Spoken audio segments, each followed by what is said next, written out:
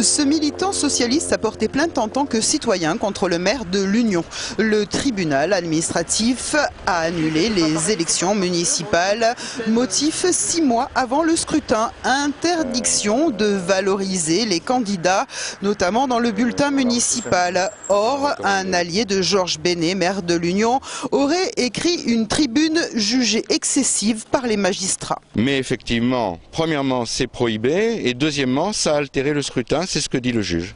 Et pour vous, c'était d'autant plus important qu'il y avait 23 voix d'écart. Bien, justement, l'altération du scrutin, le juge la mesure quand il y a un petit écart.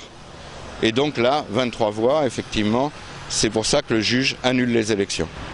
À la mairie de l'Union, on est sous le choc, on reconnaît l'erreur, mais on plaide la bonne foi. On ne savait pas. Pour autant, on n'a jamais exercé de droit, entre guillemets, de censure sur ces textes.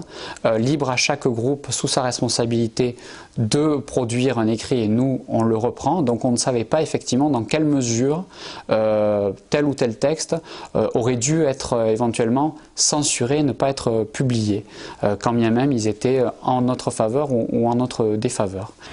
Et si on revote à l'Union, la liste socialiste qui avait obtenu environ 18% des suffrages et une liste d'Ibergauche qui avait obtenu environ 20% des suffrages songe sérieusement à fusionner.